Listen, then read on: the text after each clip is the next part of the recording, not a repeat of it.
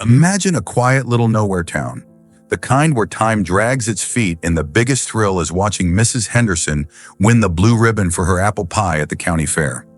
It's an October morning, cold enough to sting your cheeks, with the sun just peeking over the hills, splashing the sky with streaks of pink and gold. The streets are hushed, only a few early risers shuffling along, clutching coffee mugs as their breath hangs in the crisp air like tiny ghosts. Then, out of the blue, tires screech, a police cruiser jerks to a halt, and a hulking figure in a stiff uniform steps out, boots cracking against the asphalt. He's the law around here, ready to throw his weight around. But today, he's about to get a lesson from an old man who's been written off one too many times. Willow Creek wasn't the kind of place you'd put on a postcard, but it had a pull, a stubborn sort of charm that grew on you. Nestled between rolling hills and snaking country roads, it was a town where people still waved from porches and left their doors unlocked. Main Street was its pulse, a scrappy lineup of shops with faded signs swinging in the breeze, a bakery pumping out warm cinnamon smells, a hardware store with tools piled in the window like a junkyard tribute, and a diner where the coffee was black as tar and the rumors flew faster than the flies. This morning the air had a bite to it, sharp and cool, and the leaves skittered across the pavement in bursts of red and yellow, like nature's own confetti. It was peaceful, almost sleepy, until it wasn't. Right by the ancient oak tree that had been shading the corner since God knows when, a police cruiser pulled up, its lights flickering, slow and smug. At first it was just a couple of onlookers, old Mr. Jenkins with his thermos, a lady in curlers clutching her coat. But then the crowd swelled, folks spilling out from the diner and the shops. Drawn like moths to a porch light, they huddled close, whispering, eyes glued to the drama kicking off. The cruiser's door creaked open, and out swaggered the law, all bulk and bravado. Across from him stood a wiry old guy, clutching a sack of apples like it was his lifeline. It looked like something out of a Western flick, but this was no movie set. This was Willow Creek, and the tension was thick enough to choke on. First up, there's Ethan Hargrove, 68 years old and a fixture in Willow Creek since the day he took his first breath. He was the type you'd walk right past if you weren't looking, stooped a bit from decades of hauling lumber and tinkering with engines, decked out in a threadbare plaid jacket that had lost its shine years ago. His hands were rough as sandpaper, knuckles scarred from splitting firewood, and his gray hair was thinning out, barely holding on. His eyes, though, they carried something heavy, a quiet depth that hinted at losses he didn't talk about. Ethan was a ghost in the best way. The guy who'd drop off a basket of veggies at your doorstep and vanish before you could say thanks. The regular at the diner who'd tip his cap and nurse his coffee without a word. To most, he was just old Ethan, part of the scenery, reliable, sure, but nothing to write home about. Then there's Officer Daniel Brandt, 35, and built like a brick wall, who'd blown into town a few months back from some big city, acting like he owned the place. At 6'3", with a chest you could bounce a quarter off and biceps that strained his sleeves, Brandt was a walking billboard for authority. His uniform was always crisp, his badge polished to a mirror shine. He might as well have pinned it on himself. Around here they called him the bulldog behind his back, and it wasn't a compliment. Brandt lived for rules, dishing out tickets like he was handing out party favors and growling at anyone who dared blink wrong. To him, Willow Creek was a podunk speck on the map he'd whip into shape, one fine at a time. It was a nothing moment that lit the fuse. Ethan was trudging across Main Street, a sack of apples from the Saturday market slung under his arm, when Brandt's cruiser screeched up beside him, kicking up a puff of dust. The door banged open, and out stomped Brandt, boots slamming the ground like he was stomping out a fire. He jabbed a meaty finger at Ethan, his voice cutting through the morning quiet like a chainsaw. "Hey, old man," he barked, loud enough to make a dog jump. "You didn't use the crosswalk. That's jaywalking. Breaks the law."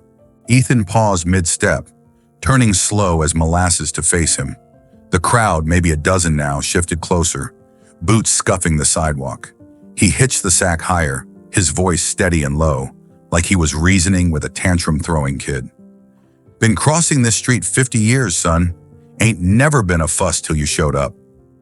Brant's mouth twisted into a smirk, and he stepped in, looming over Ethan like a vulture over roadkill. Times change, Pops. Rules are rules. You think you're above them? His words dripped with that big city sneer, and a couple folks in the crowd flinched, swapping looks. I ain't above nobody, Ethan said, meeting Brant's glare without a twitch. Just don't see the harm in it, that's all. The smirk vanished and Brant's eyes turned to slits. Step over here, he snapped, pointing to the curb like he was ordering a dog. I'm writing you up. Maybe a fine will teach you some respect. It wasn't a suggestion, it was a challenge, and the air got tight with it. Ethan didn't budge, just stood there with his apples, and that's when the whole thing caught a spark. What should have been a quick slap on the wrist spiraled into a showdown faster than you could spit. Brant whipped out his ticket pad, scratching at it like he was etching a tombstone, while Ethan stayed planted, still as a statue. The crowd thickened. Shop owners poked their heads out. A kid on a rusty bike pedaled up. Even the diner's cook wandered over, apron smeared with grease. The muttering picked up steam. He's giving Ethan hell over nothing, grumbled a guy in a trucker hat. Poor man's just trying to get home with his groceries, sighed a lady clutching her purse. Brant caught the chatter and doubled down, puffing out his chest like a rooster. You gonna move, or do I have to haul you myself? He growled, stepping so close you could have smelled the stale coffee on his breath. He towered over Ethan, badge glinting like a warning, voice bouncing off the storefronts. Ethan didn't flinch, but his grip on the sack tightened, knuckles whitening like he was holding on for dear life. I ain't looking for a fight, Ethan said, cool as a cucumber. But there was a steel in it now, something tough peeking through. But I ain't your doormat either. A ripple went through the crowd, a quick, sharp inhale, like they'd all sucked in the same breath. Brant's face flushed beet red, and he jabbed a finger into Ethan's chest, hard enough to make him rock back. You're real mouthy for a geezer about to eat pavement, he sneered. Last chance. Move, or I'll move you. He grabbed Ethan's arm, yanking like he was ripping a branch off a tree, and the sack slipped. Apples tumbled out, bouncing and rolling every which way, red splashes against the dull gray street. The crowd gasped, a few stepping forward, buzzing now, but nobody made a move, not yet. Ethan staggered just a half step, then steadied himself, slow and deliberate, like he had all the time in the world. He straightened up, eyes locking onto Brant's, and there it was, a glint, a flicker of something alive and fierce. Brant barked a laugh, loud and mean, too caught up in his own show to see it. What are you gonna do, huh? Throw a punch? Go ahead, old-timer, give me a reason. The air snapped tight, stretched thin like a wire about to pop. The crowd held its breath, hearts thumping, figuring Ethan would cave. He was just an old coot, right? No way he could stand up to a cop built like a semi-truck. But looks can lie, and Ethan Hargrove was about to turn the whole game upside down. Brant's hand clamped down, dragging Ethan toward the cruiser, his grin all teeth and victory. Then, swift as a snake, Ethan moved. Not the wobbly shuffle you'd bet on, but smooth and sure, like he'd rehearsed it in his sleep. He twisted his arm free, slid to the side, and hooked Brant's ankle with a quick flick of his foot. Before the cop could blink, Ethan drove his shoulder into Brant's chest, using the big man's own bulk against him. Brant went down hard, crashing to the pavement with a thud that echoed off the buildings. A wheeze punched out of him. The crowd lost it, yells, gasps, even a few cheers.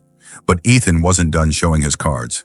He stepped back, hands raised not to scrap, but to prove he was in control. Brant clawed his way to his knees, face twisted with fury and shock, but Ethan's voice cut through, loud and clear as a bell. Wrestled in the Army, he announced, pitching it so the whole street could hear. State champ, 73, took down bigger fellas than you without even breathing hard. It landed like a thunderclap. Old Ethan, a wrestler, a champ. The crowd went nuts, heads whipping around, jaws hitting the floor.